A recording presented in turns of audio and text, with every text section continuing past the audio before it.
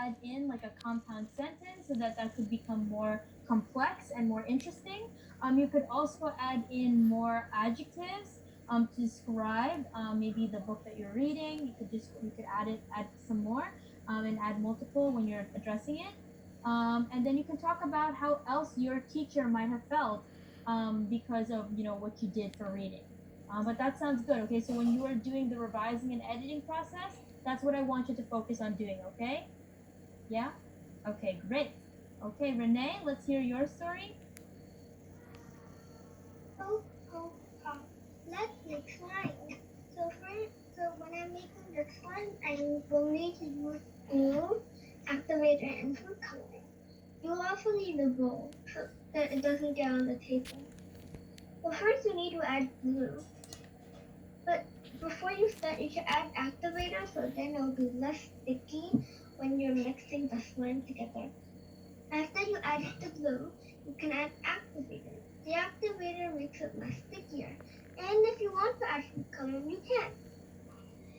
Then you can start playing with them. The more you play with them when they're done, the less stickier it will be. Because you'll be used to because then your hand will be used to it.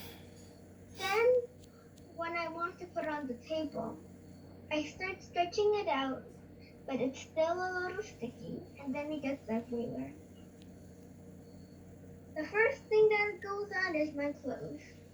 It gets on the clothes because when I stretch it and then push it back together, it somehow gets on the clothes. Because when you stretch it, there are like really long stretches. So then it just gets everywhere. Hey, so that was your story. So I love that story. That was very descriptive. It had a lot of words in there. I think maybe what I would do is I would shorten your sentences so that they're more concise. Do you know what it means to be concise? No? Have you heard of that? So when you are concise, that means that you are making things how do I let me explain it to you in a better way. So when something is made more concise, it means that you want to give the information clearly and in a few words. Okay, so can all of you write this down so that you remember what this means? This is a very good vocabulary word to know. So concise means giving a lot of information clearly and in a few words. Okay, so it's brief, but it's understandable. That's maybe. How do you spell precise? Oh, concise. That's what I meant to say. So CON. A lot of like and then. So to make sure that you don't want to repeat those words over and over again, you can use different words instead. So, for example, you could say, have you heard of chronological words? Have you heard of that?